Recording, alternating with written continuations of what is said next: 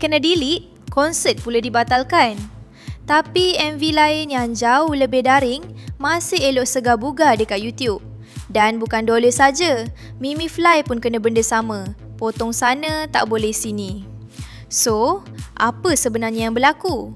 Jom bongkar apa logik sebenar di sebalik isu ni. Dolla dah biasa tampil seksi. Fanbase dah lama tahu identiti mereka. Dance heavy, performance forward, confident. Tapi kali ni sesuatu lain berlaku. Isu Dolla ni bukan sekadar seksi. Mimi Fly pula, konsep seni budaya pun kena blok. Meanwhile, MV lain tunjuk bikini, club, alkohol tapi tak disentuh. Okey, sebelum kita simpulkan, mari kita bandingkan satu-satu. MV Question ada elemen intimacy. Ada body contact, flirting scene, sensual dance. Tapi adakah itu punca sebenar? Ada ahli Muslim wanita itu lebih sensitif. Satu ahli Dolla adalah Muslim. Jadi apa-apa visual sensual akan dianggap sangat sensitif oleh pihak tertentu. Mimi Fly bukan seksi. MV dia artsy. Tapi sebab dia Muslim, dia dinilai lebih ketat. Lainlah kalau Elizabeth Tan, dah bukan Muslim, memang dia menari macam mana pun, pakai macam mana pun tak jadi isu. Tapi, ada benda pelik berlaku semalam.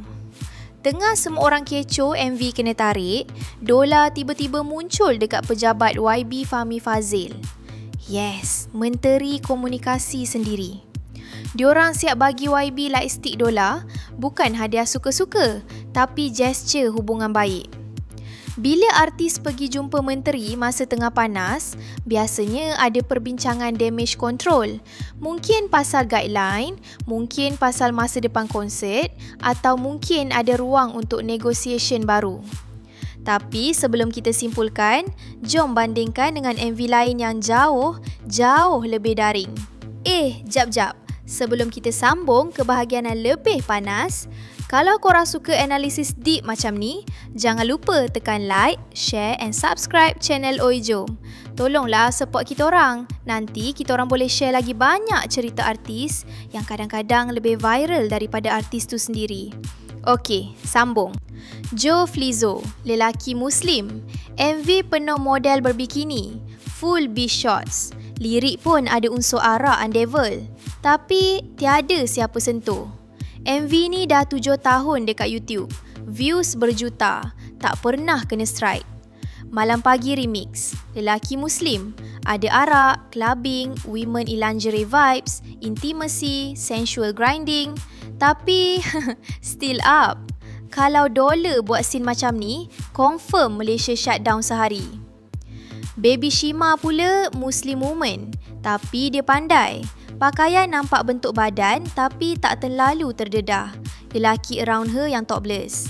Visual still sensual, romantic, intimate. Tapi safe. Ini namanya strategi. Sensual tanpa sentuh garis sensitif. So, apa yang membezakan? Bukan sekadar seksi. Bukan sekadar arak. Bukan pun soal netizen. Punca terbesar, sensitiviti Malaysia bukan ditentukan oleh konten, tapi oleh konteks dan identiti artis.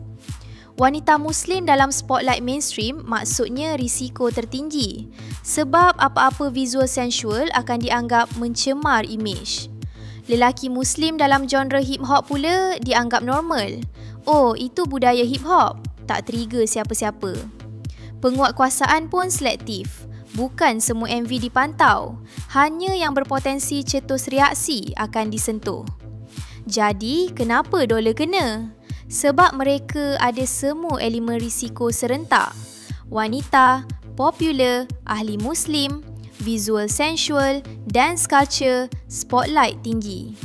MV lain, kurang spotlight, kurang risiko, kurang trigger.